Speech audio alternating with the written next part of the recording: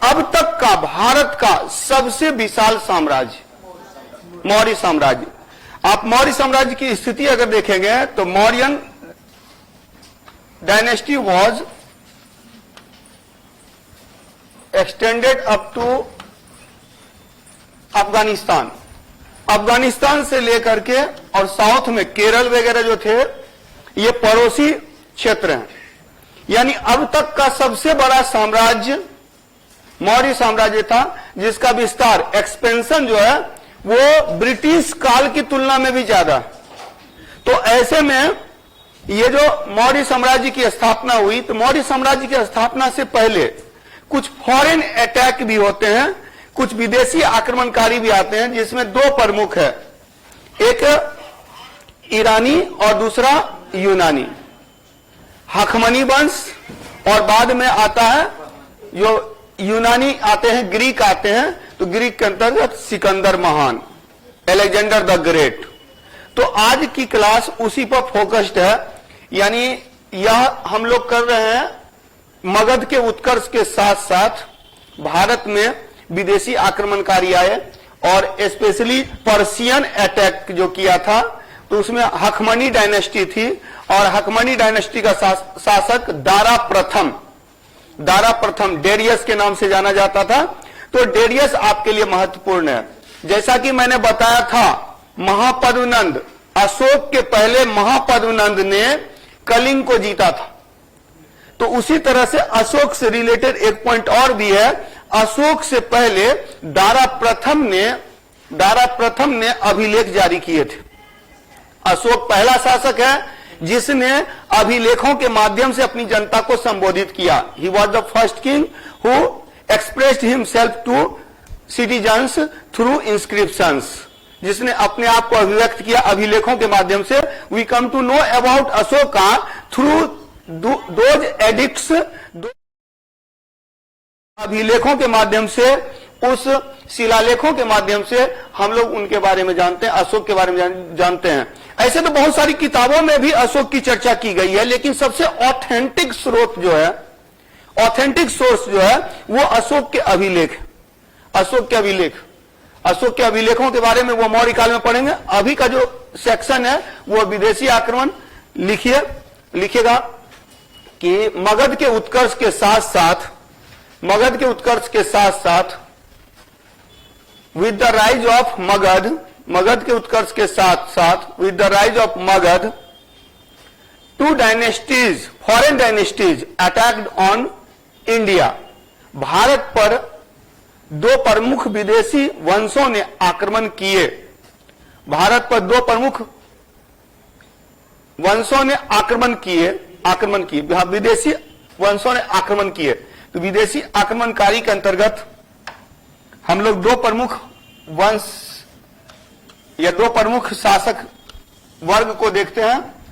तो foreign attack में first one लिखिएगा ईरानी आक्रमण, फर्स्ट वन पर्शियन इन्वेडर भी बोलते हैं, आक्रमणकारी, ईरानी आक्रमण, पर्शियन अटैक। और सेकेंड वन लिखिएगा यूनानी आक्रमण, ग्रीक अटैक। तो दो पार्ट है इसके, एक पर्शियन है और दूसरा यूनानी ग्रीक है। तो इसमें याद रखेंगे जो सबसे पॉपुलर, हालांकि डेरियस जो है, डेरियस से पहले भी शासक हुए हैं, लेकिन सबसे पॉपुलर जो यहां हुआ वो डेरियस फर्स्ट हुआ, डेरियस फर्स्ट, जिसको कि दारा प्रथम भी कहा जाता है, जिसे दारा प्रथम भी कहा जाता है। तो दारा प्रथम, तो एक तो दारा प्रथम है इधर, और दूसरा जो यूनानी आक्रमण है, इसमें यूनानी आक्रमण में सिकंदर महान, अलेक्जेंडर द ग्रेट, तो अलेक्जेंडर द ग्रेट के नाम से जाना जाता है, अलेक्जेंडर द ग्रेट। तो ज्यादातर सवाल जो ईसवी सन से रिलेटेड एक सवाल अक्सर पूछे जाते हैं और वो 326 बीसी का पूछा जाता है।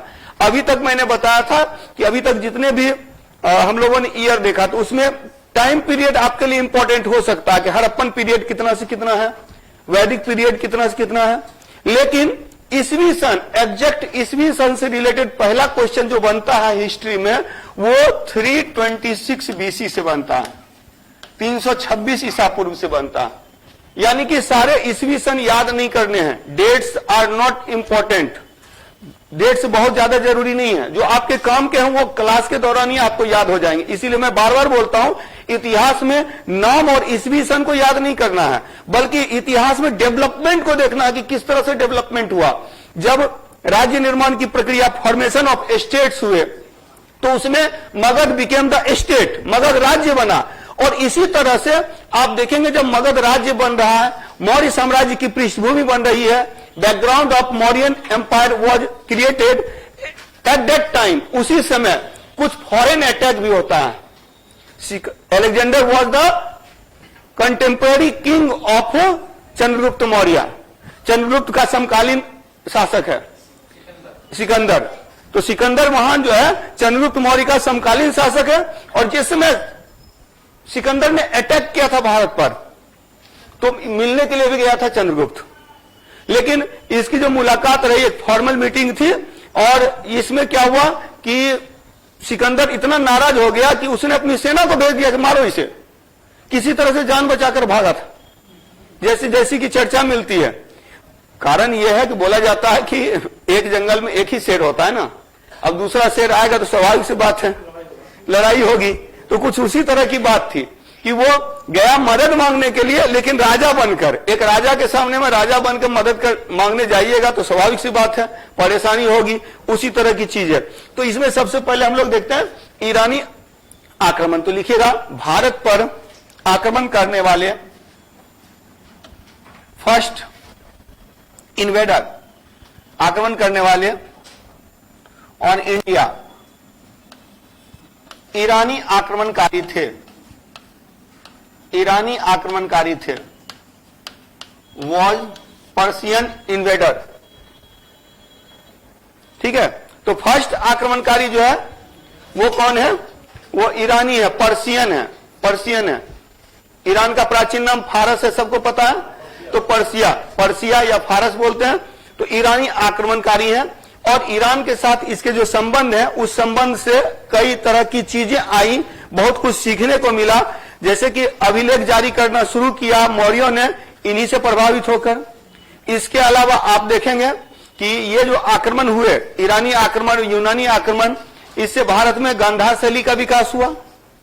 गांधार शैली क्या है कि जो भारत की, जो दक्षिण भारत की शैली अमरावती शैली, उत्तर भारत की शैली मथुरा शैली, मूर्तिकला की शैली, मूर्तिकला की शैली दक्षिण भारत की शैली अमरावती शैली, उत्तर भारत की शैली मथुरा शैली। और मथुरा शैली पर जब यूनानी प्रभाव पड़ा, हेलेनिस्टिक आर्ट का इफेक्ट पड़ा, तो गांधार शैली का विकास हुआ। बुद्ध की अधिकांश मूर्तियां गांधार शैली में है, महावीर स्वामी की अधिकांश मूर्तियां मथुरा शैली में है। लेकिन एक पॉइंट याद रखना है, पहली मूर्ति दोनों की मथुरा शैली में ही है, दोनों की पहली मूर्ति मथुरा शैली में है। मथुरा शैली थोड़ा आध्यात्मिक है, मथुरा शैली में सर मुंडाया हुआ रहता है, जो ध्यान की मुद्रा में रहते हैं। तो मथुरा शैली जो है वो थोड़ा आध्यात्मिक टाइप का, स्पिरिचुअल है। मथुरा जो आर्ट है वो स्पिरिचुअल है, जबकि गांधार आर्ट जो है वो व्यवहारिक है, प्रैक्टिकल है। उसमें देखिएगा जैसे हम लोग कैसा पसंद करते हैं, सर मुड़ा कर रहना पसंद करते हैं, नहीं करते हैं, थोड़ा ज्यादा बाल वाल बना करके रखना चाहते हैं। तो उसी तरह से बुद्ध की भी जो गांधार शैली है उसमें देखिएगा घुंघरेले बाल, मतलब अच्छे से साजो सज्जा के साथ, तो व्यवहारिक है, प्रैक्टिकल है। जबकि यहां पर क्या है कि ध्यान की मुद्रा में, जो मथुरा शैली में है वो ध्यान की मुद्रा में स्पिरिचुअल अधिक है, आध्यात्मिक अधिक है। ये कुछ पॉइंट्स हैं जो याद रखना है। ईरानी आक्रमण, तो क्या लिखे, भारत पर आक्रमण करने वाले प्रथम एक आक्रमणकारी ईरानी थे, ईरानी थे। लिखिएगा ईरानी आक्रमणकारियों में सब सर्वप्रमुख, सर्वप्रमुख, the most important ruler in Persian invader, ईरानी आक्रमणकारियों में सर्वप्रमुख, सर्वप्रमुख दारा प्रथम है, दारा प्रथम है, डेरियस फर्स्ट, दारा प्रथम है, दारा प्रथम है, दारा प्रथम। दारा प्रथम है ईरानी आक्रमणकारियों में डेरियस फर्स्ट मोस्ट इंपोर्टेंट जो है Darius first is related to हखमनी डायनेस्टी या हखमनी वंश से संबंधित है। इज रिलेटेड टू हखमनी डायनेस्टी या हखमनी वंश से संबंधित है। दारा प्रथम का संबंध किससे है? हखमनी वंश से है। हखमनी वंश क्लियर। दारा प्रथम का संबंध हखमनी वंश से है, हखमनी वंश से है, जबकि इसका जो संस्थापक था, हखमनी वंश का संस्थापक, फाउंडर ऑफ हखमनी डायनेस्टी वाज, संस्थापक साइरस फर्स्ट, संस्थापक साइरस प्रथम है। साइरस प्रथम, साइरस प्रथम इस वंश का संस्थापक है, हखमनी वंश का संस्थापक है। दो चार ही क्वेश्चन पूछे जाते हैं, हम लोग बहुत डिटेल से नहीं पढ़ेंगे और पीएचडी करना नहीं है हिस्ट्री से, तो इससे रिलेटेड कितने क्वेश्चंस बन सकते हैं उसी पर हम लोग को फोकस करना है। दारा प्रथम से क्या क्या प्रश्न पूछे जाते हैं? पहला तो पूछा जाता है कि इसने हखमनी वंश की, यह हखमनी वंश का सबसे महत्वपूर्ण शासक था, इसने भारत पर आक्रमण किया, भारत को 22वां छत्र, अपना 20वां छत्रप बनाया, भारतीय भूभाग को 20वां छत्रप बनाया। तो एक याद रखिएगा, दे एस्टेब्लिश्ड छत्रप सिस्टम इन इंडिया, भारत में इन्होंने छत्रप प्रणाली की स्थापना की। प्रोविंसेस वेयर कॉल्ड छत्रप। देखिएगा, दारा प्रथम ने भारत को जीता और इसे अपना 20वां छत्रप बनाया। 20th छत्रप, 20th province which was called also छत्रप, तो 20वां छत्रप बनाया। दारा प्रथम ने भारतीय भूभाग को जीता और इसे 20वां छत्रप बनाया, 20वां छत्रप बनाया, 20वां छत्रप बनाया। बोला जाता है कि इससे अच्छी खासी आमदनी होती थी, 360 टैलेंट सोना यहां से प्राप्त होता था। From where he got 360 talent gold, जहां से उसने 360 टैलेंट सोना टैक्स के रूप में, कर के रूप में प्राप्त किया। 360 टैलेंट एक इकाई है, यूनिट है, जो वहां यूज किया जाता था, हकमनी पर्सिया में यूज किया जाता है कि 360 टैलेंट सोना प्राप्त किया। 360 talent gold were acquired from the Indian region, तो इंडियन रीजन से, भारतीय भूभाग से सोना प्राप्त किया। तो ये एक पॉइंट याद रखेंगे। और सबसे इंपॉर्टेंट पॉइंट जो दारा प्रथम से पूछा जाता है, वो पूछा जाता है इसने अभिलेख जारी किया था। इसके 3 प्रमुख अभिलेख, नक्शे रुस्तम, बेहिस्तून, पर्सिपोलिस, तो 3 प्रमुख अभिलेख हैं। There were 3 important inscriptions related to Darius first. लिख दीजिए, दारा प्रथम से संबंधित 3 प्रमुख अभिलेख हैं। दारा प्रथम से संबंधित 3 प्रमुख अभिलेख हैं। There were 3 important inscriptions related to Darius first. First one, बेहिस्तून अभिलेख, बेहिस्तून अभिलेख, हाँ, सबसे पहले अभिलेख जारी जो किया था इसी ने किया था।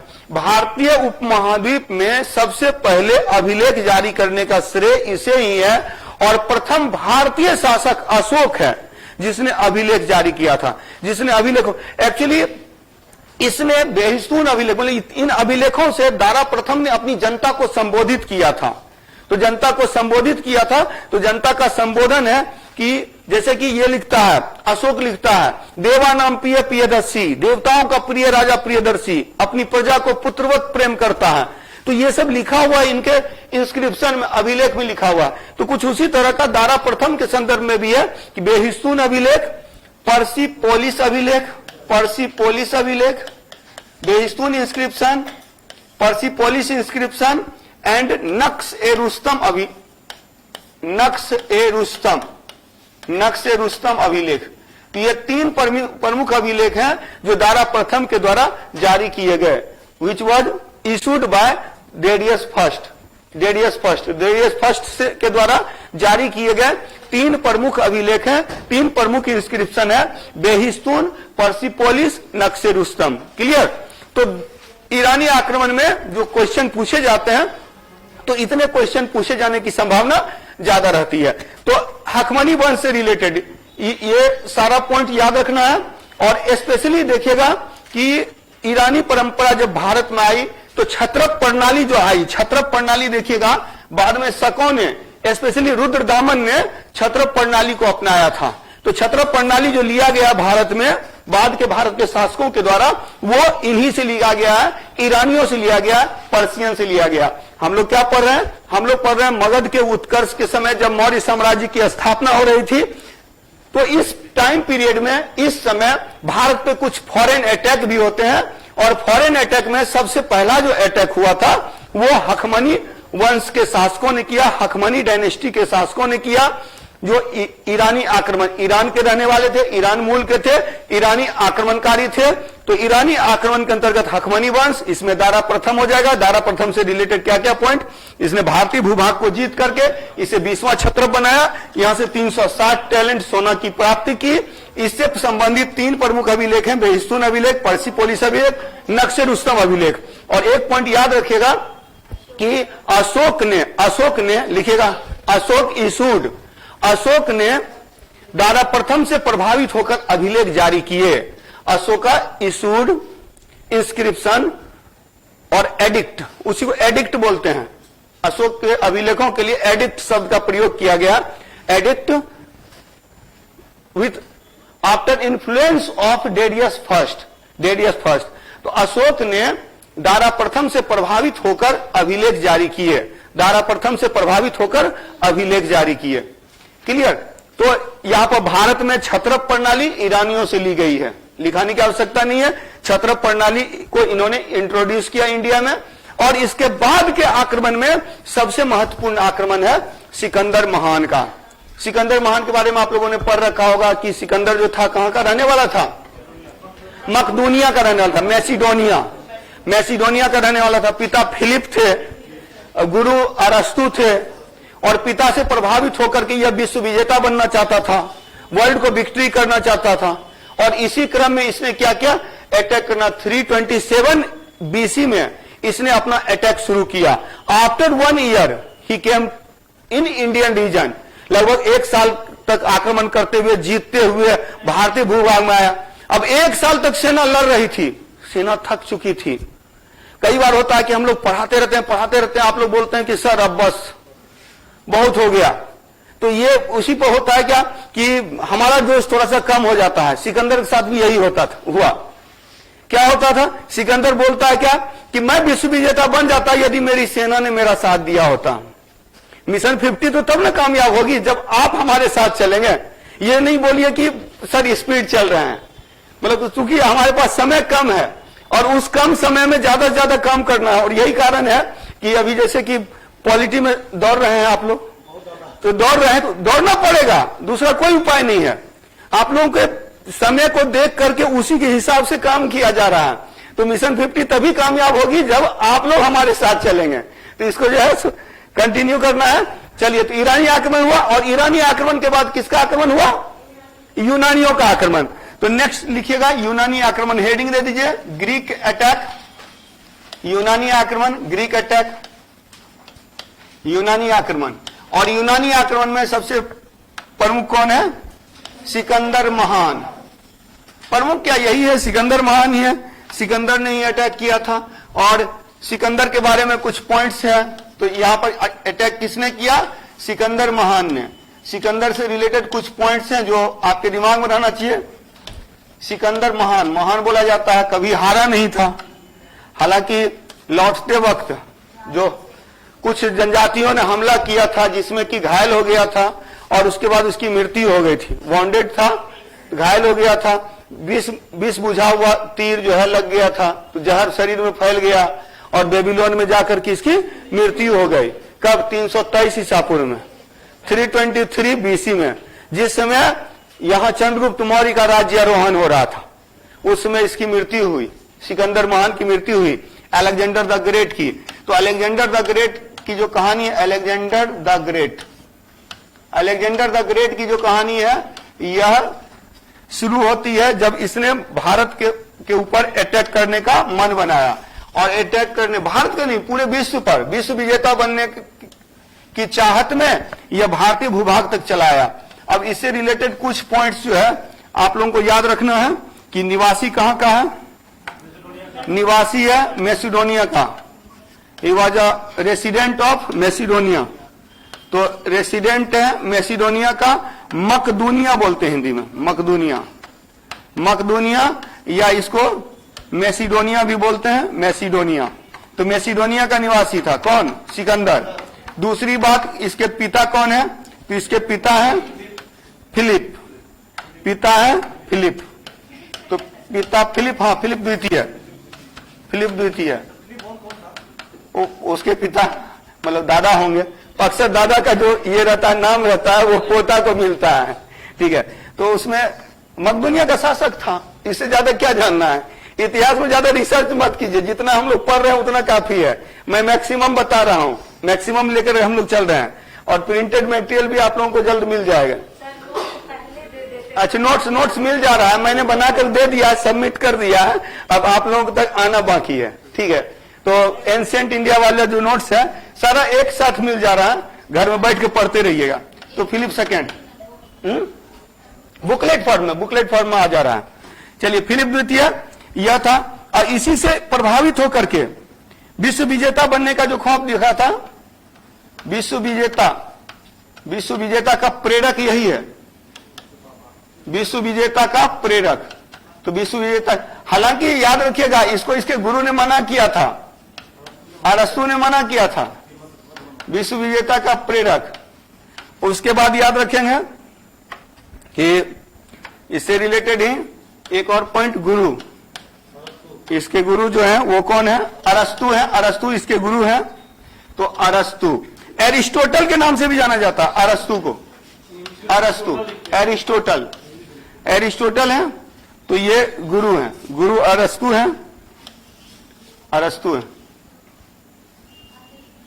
अरस्तु गुरु है, और गुरु एरिस्टोटल, अरस्तु।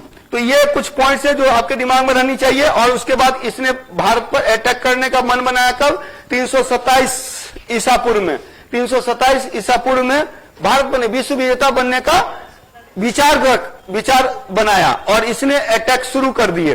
और भारत आया था 326 ईसा पूर्व में, झेलम का युद्ध हुआ, जिसको वितस्ता का युद्ध भी कहते हैं, which is also called war of battle of Hydaspes, Hydaspes का भी युद्ध कहा जाता है। वो 326 बीसी में हुआ, और इसमें सिकंदर ने पोरस को हराया। हालांकि इससे पहले आम्बी ने आत्मसमर्पण कर दिया था, तक्षशिला का शासक, तक्षशिला बता रहा हूं। तो तक्षशिला का शासक जो था वो आम्बी ने आत्मसमर्पण कर दिया, और पुरु राज्य था, पुरु राज्य जो था वो किसके बीच में था? तो दो नदियों के बीच में, यानी कि ये ब्यास से पहले की बात है, झेलम नदी के किनारे। तो झेलम और जो ब्यास के बीच में पुरु राज्य था, और इसको झेलम के युद्ध को जीतने के बाद इसकी सीमा हो गई कहां तक? ब्यास तक। लेकिन ब्यास को नदी को पार करने से इसकी सेना ने इनकार कर दिया। इनकार करने के पीछे रीजन बस एक ही रीजन है कि युद्ध लड़ते लड़ते थक चुके थे, परिवार से दूर हो गए थे, तो वो लोग वापस घर जाना चाहते थे, और इसी कारण से युद्ध विराम की घोषणा की, वापस जाने का विचार बनाया। और इसी क्रम में इसके कुछ खुद तो स्थल मार्ग से, लैंड रूट से खुद गया, और जो इसकी एक टुकड़ी जो थी नियार्कस के नेतृत्व में, नियार्कस जो था नेवल कमांडर था, नौसेनापति था, तो नियार्कस के नेतृत्व में एक सेना समुद्र मार्ग से वापस लौटा, समुद्र मार्ग से वापस लौटा। तो इससे रिलेटेड कुछ पॉइंट्स हैं। सिकंदर के बारे में जानकारी का स्रोत, सिकंदर के बाद के लेखक हैं, सिकंदर के समकालीन लेखक हैं। हालांकि ग्रीक इतिहासकारों में कुछ इतिहासकार हैं जो सिकंदर के पहले हुए, जिसमें टेसियस और हेरोडोटस आता है। सिकंदर के समकालीन लेखकों में 3 प्रमुख हैं, आनेसिक्रिटस, अरिस्टोबुलस यानी अरस्तु, एरिस्टोटल तो अलग है, एरिस्टोटल भी है, लेकिन एरिस्टोबुलस, आनेसिक्रिटस और नियार्कस। नियार्कस के साथ साथ था, नौसेनापति था, इसने इसके बारे में ज्यादा जानकारी दी। और जब सिकंदर जा रहा था यहां से, तो भारत में इसने अपना एक गवर्नर छोड़ा, जिसका नाम था सेल्यूकस निकेटर, सेल्यूकस निकेटर। और सेल्यूकस निकेटर को चंद्रगुप्त मौर्य ने पराजित किया, वो हम लोग बाद में देखेंगे। जब चंद्रगुप्त मौर्य ने पराजित किया, तो उसके बाद जो है सेल्यूकस निकेटर की पुत्री से विवाह हो गया था, हाँ विवाह हो गया था।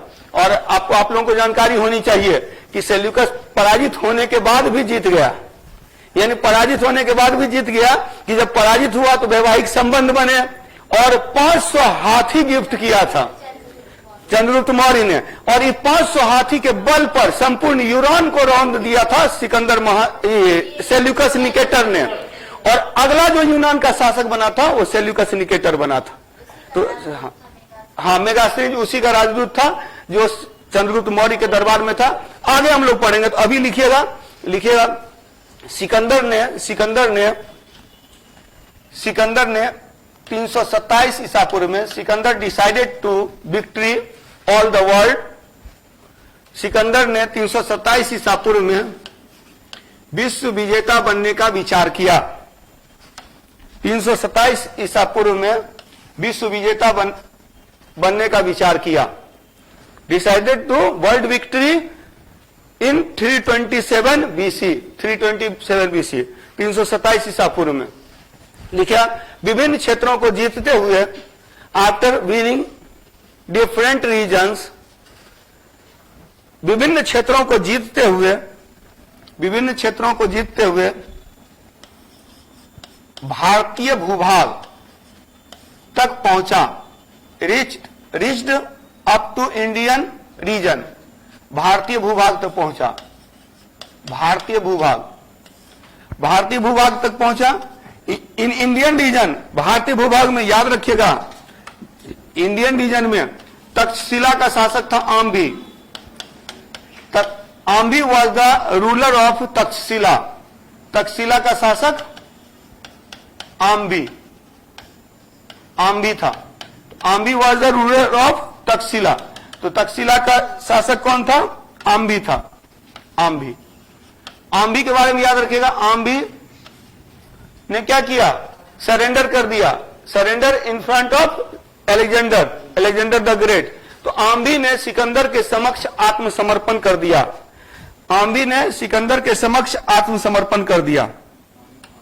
हाँ, आत्मसमर्पण किया। इसने आत्मसमर्पण कर दिया, सरेंडर कर दिया, आत्मसमर्पण कर दिया। लेकिन इसी में पुरु राज्य था। पुरु राज्य का शासक पोरस था। पुरु राज्य का शासक पोरस था। Porus was the king of Puru estate. Porus, ठीक है। तो पुरु राज्य का शासक कौन था? तो पोरस था। अब पोरस ने क्या किया? आत्मसमर्पण नहीं किया, उसने युद्ध लड़ने का। तो ये याद रखिएगा कि पुरु राज्य के बारे में एक पॉइंट और याद रखना है कि पुरु राज्य जो था, पुरु एस्टेट जो था, यह झेलम और चिनाब के बीच में था। Between Jhelum and Chenab. एक पॉइंट लीजिएगा, पुरु राज्य झेलम एवं चिनाब के मध्य अवस्थित था। चिनाब के मध्य। और इसने क्या किया? पोरस ने क्या किया? पोरस ने युद्ध किया सिकंदर से युद्ध। तो सिकंदर से युद्ध करने वाला, he fought with Alexander. Sikandar से युद्ध किया। तो सिकंदर से युद्ध किया किसने? पोरस ने। तो पोरस ने सिकंदर से युद्ध किया, और इस युद्ध में भले सिकंदर जीत गया, लेकिन इसने काफी प्रभावित किया। किसने? पोरस ने काफी प्रभावित किया। पोरस को पकड़ कर लाया गया, बंदी बनाकर लाया गया। और पता है, जब उससे पूछा गया कि बोलो तुम्हारे साथ क्या किया जाए, उसने कहा कि वही किया जाए जो एक राजा दूसरे राजा के साथ करता है। मतलब मुझे किसी प्रकार का क्षमा नहीं चाहिए, आप तलवार निकालिए, सर कलम कर दीजिए। कहने का यह अर्थ है कि जो राजा एक राजा दूसरे राजा के साथ करता है, वो मेरे साथ किया जाए। काफी प्रभावित हुआ सिकंदर। न केवल पुरु राज्य उसे वापस लौटाया, बल्कि बाकी क्षेत्र भी उसमें जोड़ दिया। तो बोला जाता है यही पोरस के साथ में इसका युद्ध हुआ था, हाइडेस्पीज का युद्ध। That was called the battle of Hydaspes, Jhelum का युद्ध। तो लिखिएगा सिकंदर को पोरस ने चुनौती दिया। तो सिकंदर को पोरस ने चुनौती दिया। Alexander was challenged by Porus the king of Puru estate. तो सिकंदर को पोरस ने चुनौती दिया, जिसके फलस्वरूप लिखेगा झेलम का युद्ध हुआ। जिसके फलस्वरूप झेलम का युद्ध हुआ। झेलम का युद्ध, ठीक है, झेलम का युद्ध हुआ, बैटल ऑफ झेलम, झेलम का युद्ध हुआ। तो झेलम का युद्ध कब हुआ, इससे देखिए क्या क्या पॉइंट बनता है। एक तो कब हुआ, किसके किसके बीच हुआ, इसके अन्य नाम क्या है और इसका परिणाम क्या हुआ। तो याद रखेंगे पहली बात तो यह कि झेलम का युद्ध कब हुआ, तो 326 बीसी में, 326 ईसा पूर्व में झेलम का युद्ध हुआ।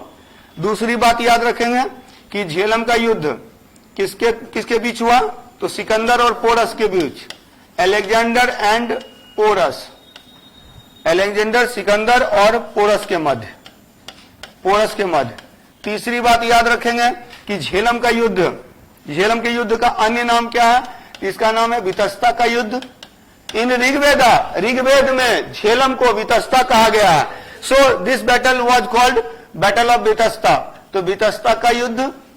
दूसरी बात, यूनानी में झेलम को हाइडेस्पीज कहते हैं, तो it was also called battle of Hydaspes, इसे हाइडेस्पीज का युद्ध भी कहा जाता है, हाइडेस्पीज का युद्ध भी कहा जाता है। और इसका परिणाम क्या हुआ, तो परिणाम यह हुआ कि पोरस पराजित हुआ, लेकिन पोरस से प्रभावित होकर सिकंदर ने उसे और बड़ा राज्य सौंप दिया। तो इसका परिणाम क्या हुआ, तो पोरस पराजित किंतु सिकंदर प्रभावित, किंतु but Alexander was influenced from Porus, किंतु सिकंदर प्रभावित। एकदम नोट डाउन कर लीजिए, प्रभावित और सिकंदर प्रभावित ही नहीं हुआ। तो ये 4 पॉइंट जो है ये आपके दिमाग में रहना चाहिए। एक तो रहना चाहिए कि 326 ईसा पूर्व में हुआ, यानी कब का जवाब मिलता है। दूसरी बात, किनके मध्य हुआ, तो सिकंदर और पोरस के मध्य हुआ। तीसरी बात है कि इट वाज आल्सो कॉल्ड, तो इसका अन्य नाम क्या है, अदर नेम। और देन द रिजल्ट, परिणाम। अब परिणाम यही हुआ कि सिकंदर ने, अब देखिए पहला शासक था आम भी, जिसने आत्मसमर्पण कर दिया। एकदम लिख लीजिए, नोट डाउन कर लीजिए। तो हाइडेस्पीज का युद्ध, वितस्ता का युद्ध कहां हुआ, झेलम नदी के किनारे, वही झेलम नदी किनारे, वितस्ता नदी किनारे, हाइडेस्पीज नदी किनारे। इस युद्ध में सिकंदर का प्रिय घोड़ा मारा गया, जिसका नाम था बुकाफेला। और इस युद्ध के बाद एक जीत का नगर स्थापित किया गया, एक विजय नगर स्थापित किया गया, जिसको निकैया कहा जाता है, निकैया कहा जाता है। तो इतना पॉइंट लिख लिए। झेलम का युद्ध, battle of Jhelum in 326 BC, 326 ईसा पूर्व में, between Alexander and Porus, Sikandar और पोरस के बीच। It was also called battle of Vitasta and battle of Hydaspes, इसे वितस्ता का युद्ध भी कहा जाता है, हाइडेस्पीज का युद्ध भी कहा जाता है। Porus was defeated by Alexander, but Alexander influenced from Porus, Porus से काफी प्रभावित रहा। और न केवल, not only return his state back, न केवल इसने उसके राज्य को वापस किया, added some other regions in that state, कुछ दूसरे क्षेत्र भी उसमें शामिल कर दिया। ठीक है, अब एक पॉइंट लिखिएगा कि झेलम के युद्ध में, in the battle of Jhelum, Jhelum के युद्ध में, in the battle of Jhelum, Jhelum के युद्ध में सिकंदर का प्रिय घोड़ा, सिकंदर का प्रिय घोड़ा बुकाफेला मारा गया।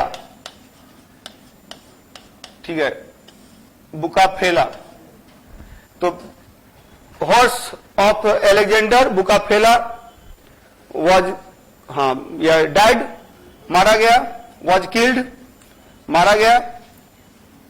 लिखिएगा, जिसकी स्मृति में, जिसकी स्मृति में, इन इज मेमोरी,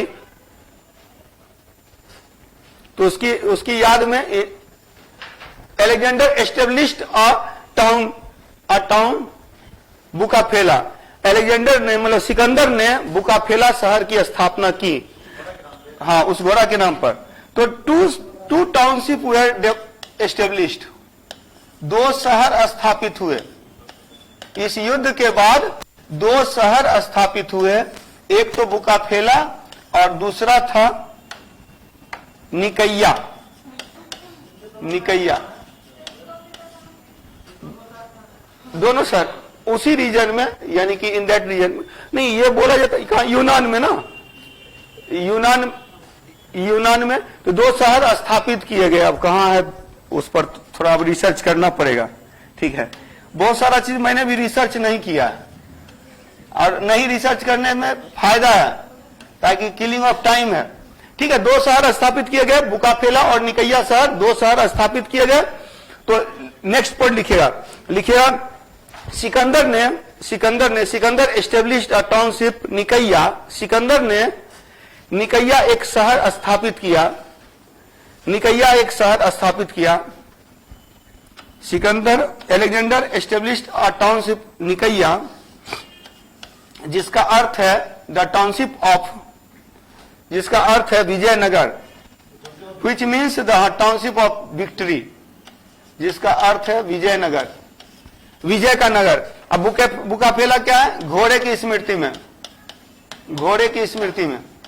तो घोड़े की स्मृति में इसने बुकाफेला शहर बसाया और निकैया शहर बसाया, जीत की खुशी में, यानी कि विजय का नगर था निकैया विजय का नगर था।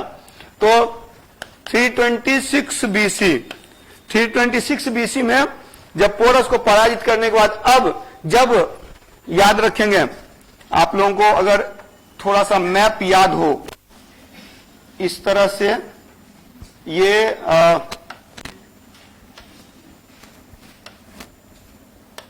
यहां से देखिएगा कि झेलम नदी निकलती है, झेलम नदी निकलती है।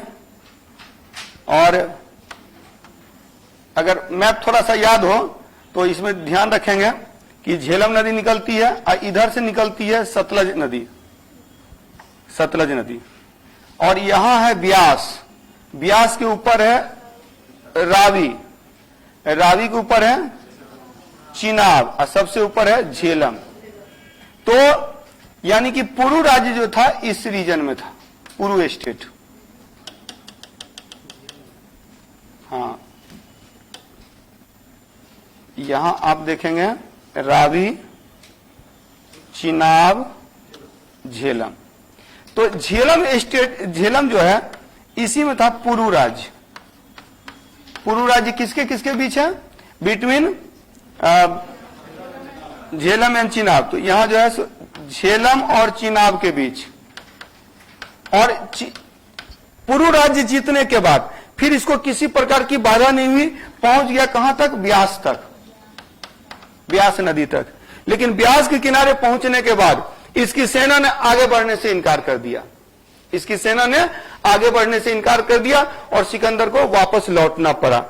और जो यह युद्ध हुआ था 326 ईसा पूर्व में युद्ध हुआ था, झेलम का युद्ध हुआ था। इस झेलम के युद्ध के बाद भारत में यूनानी राज्य की जो वास्तविक रूप में स्थापना हुई। हालांकि आम्भी ने आत्मसमर्पण कर दिया था, लेकिन असली जीत जो थी, यही जीत थी सिकंदर की। क्योंकि सिकंदर की तो एकमात्र युद्ध जिसमें सिकंदर जीता था वो झेलम का युद्ध है। इससे पहले जो है जितने भी छोटे छोटे राज्य हैं वो सब आत्मसमर्पण कर दे रहे हैं। यानी जहां लड़ना पड़ा था वो था पुरु राज्य का शासक पोरस। तो लिखिएगा नेक्स्ट पॉइंट, लिखिएगा 326 ईसा पूर्व में झेलम युद्ध के बाद, in 326 BC after the battle of Hydaspes, battle of Jhelum. तो झेलम के युद्ध के बाद सिकंदर वापस लौटा।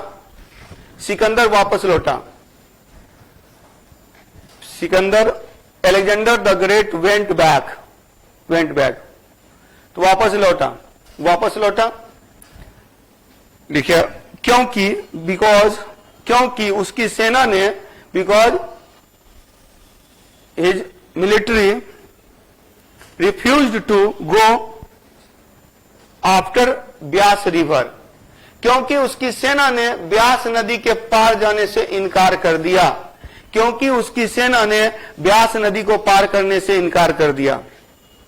ब्यास नदी को पार करने से इनकार कर दिया। Refused to cross Beas river. और इसके मुख्य कारण क्या थे? तो मुख्य कारण यही था कि युद्ध लड़ते लड़ते सेना थक चुकी थी, उनको अपने परिवार की याद आ रही थी। तो युद्ध लड़ते लड़ते सेना थक चुकी थी, उनको अपने परिवार की याद आ रही थी, इसी कारण से वापस लौटा। और जब वापस लौटा तो दो तरह से, तो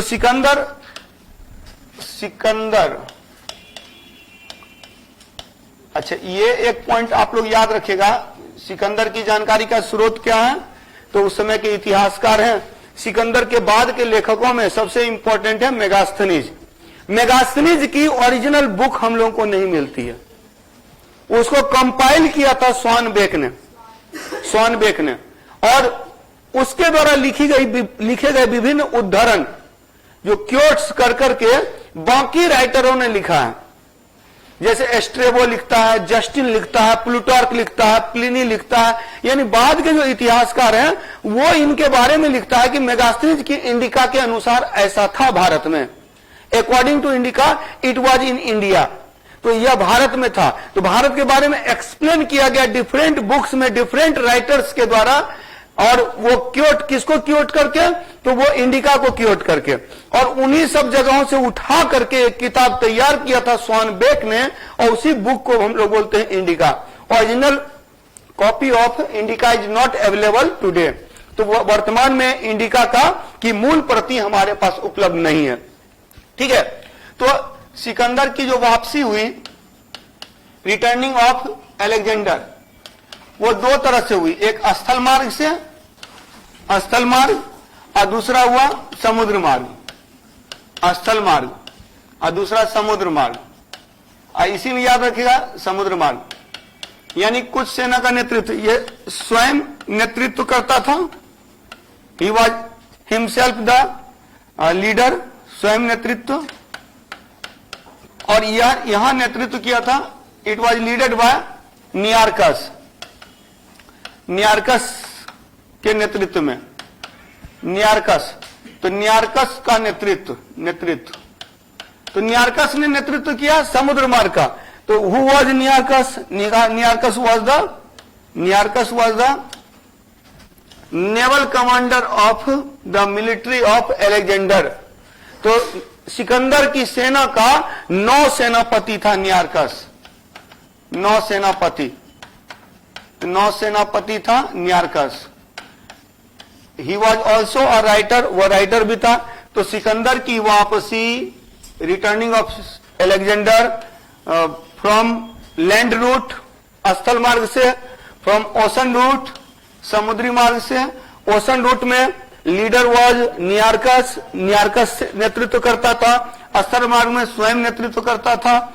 और यही याद रखेंगे 323 बीसी में, 323 ईसा पूर्व में बेबीलोन में उसकी मृत्यु हो गई, बेबीलोन में मृत्यु हो गई, सिकंदर की मृत्यु बेबीलोन में हो गई 323 ईसा पूर्व में, 323 ईसा पूर्व में बेबीलोन में सिकंदर की मृत्यु हो गई। तो Alexander died in Babylon in 323 BC, 323 ईसा पूर्व में सिकंदर की मृत्यु हो गई। तो दो तरह से वापस गया, एक स्थल मार्ग से, दूसरा समुद्री मार्ग से। समुद्री मार्ग का नेतृत्व करता कौन था? नियार्कस था। Nearchus was the naval commander of Alexander. तो सिकंदर का नौ सेनापति था नियार्कस, नियार्कस नौ सेनापति था। क्लियर? तो अलेक्जेंडर से रिलेटेड इतने पॉइंट्स जनरली पूछे जाते हैं, और उसमें लिखिएगा सिकंदर के तीन समकालीन इतिहासकार थे। देयर वेर थ्री सिकंदर के तीन प्रमुख समकालीन इतिहासकार थे। There were three contemporary historian of Alexander.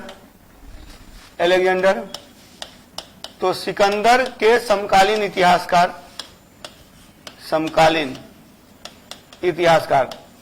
Number 1 लिखिएगा इतिहासकार।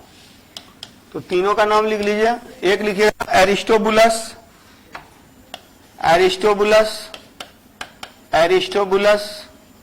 सेकेंड वन नियार्कस, दूसरा लिखिएगा नियार्कस, और थर्ड वन आनेसिक्रिटस। हाँ, वही नियार्कस है, तो नियार्कस और किसका? हाँ, सिकंदर का बोला जाता है कि उसका उत्तराधिकारी भी बाद में बना था। और आनेसिक्रिटस, जब वो उसकी मृत्यु हो गई ना, आनेसिक्रिटस तो there were 3 writers of Alexander मतलब कंटेम्प्ररी राइटर, ये समकालीन है, इनके साथ साथ, इसके साथ साथ है। और खास करके आने ये जो नियार्कस है, नियार्कस क्या है? नौसेनापति भी है, नौसेनापति।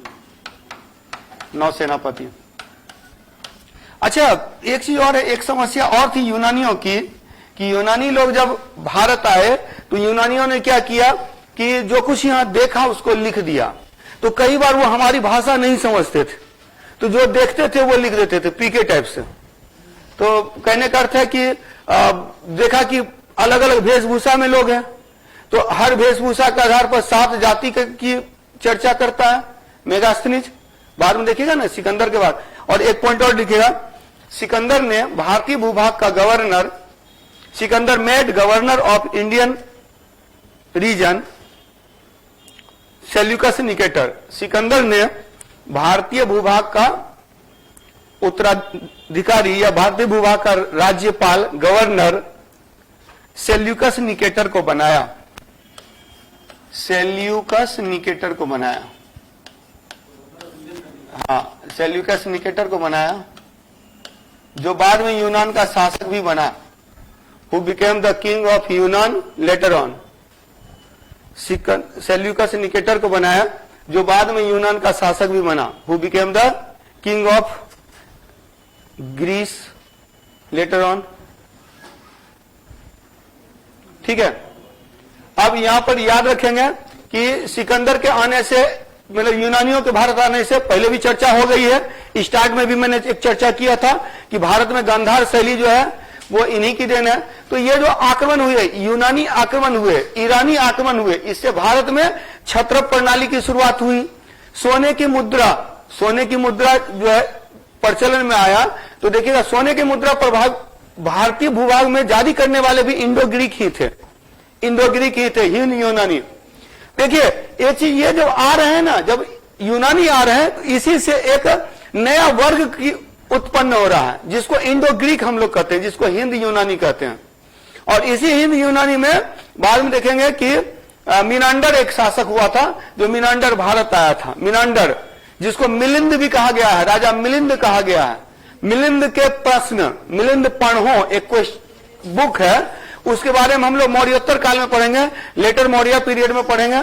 तो यहां हम लोग देख रहे हैं कि सिकंदर के समकालीन इतिहासकार में एरिस्टोबुलस, नियार्कस और अनेसिक्रिटस थे। ये लोग सिकंदर के समकालीन थे। सिकंदर के बारे में इन्होंने जो लिखा वो अधिक ऑथेंटिक माना जाता है। और बाद में सिकंदर के बाद के इतिहासकार जो थे वो इन्हीं लोगों को क्योट कर करके चीजों को लिखते थे।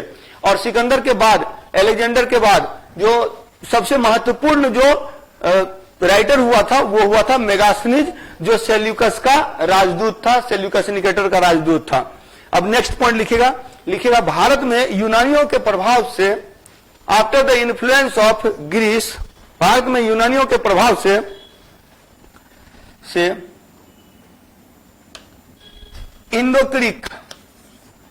इंडो ग्रीक परंपरा की शुरुआत हुई। इंडो ग्रीक, हिंद यूनानी परंपरा की शुरुआत हुई। हिंद यूनानी परंपरा, Indo Greek tradition were started. हिंद यूनानी परंपरा की शुरुआत हुई, हिंद यूनानी परंपरा की शुरुआत हुई। और सेकेंड वन लिखिएगा, दूसरा लिखिएगा कि इनके प्रभाव में ही गांधार कला का विकास हुआ। गांधार कला का विकास, गांधार कला, गांधार आर्ट। तो गांधार आर्ट का विकास हुआ। ये मथुरा शैली प्लस हेलेनिस्टिक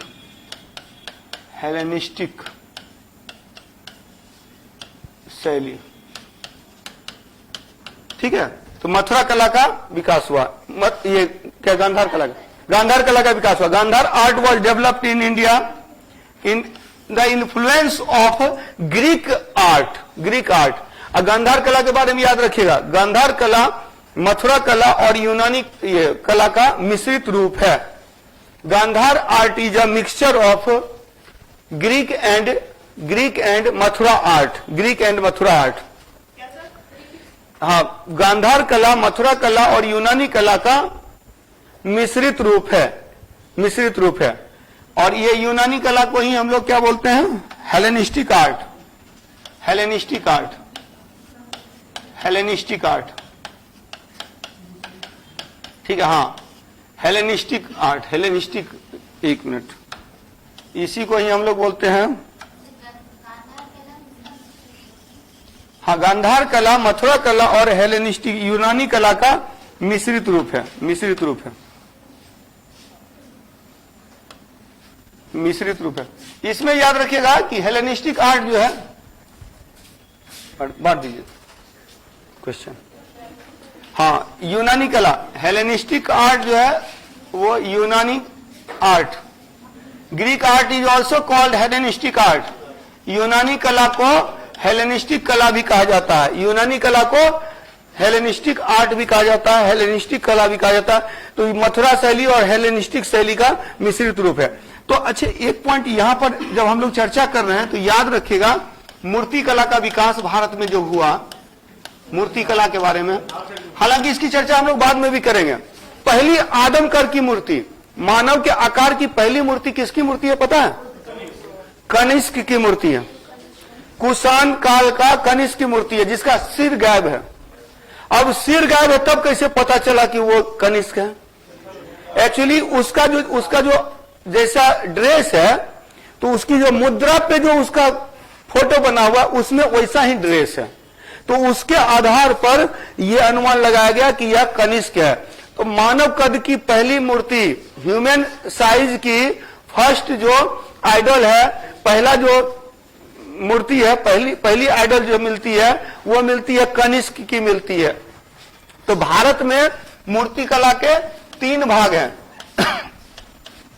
मूर्ति कला के 3 भाग हैं। एक तो मथुरा कला है, दूसरा है अमरावती कला, और तीसरा कला जो है वो गांधार कला है। ये आप लोग याद रखेंगे, गांधार कला। और इसी में ध्यान रखना है, जो मथुरा कला है ये उत्तर भारत की शैली है, उत्तर भारत। और जो अमरावती कला है ये दक्षिण भारत की शैली है, दक्षिण भारत की शैली है।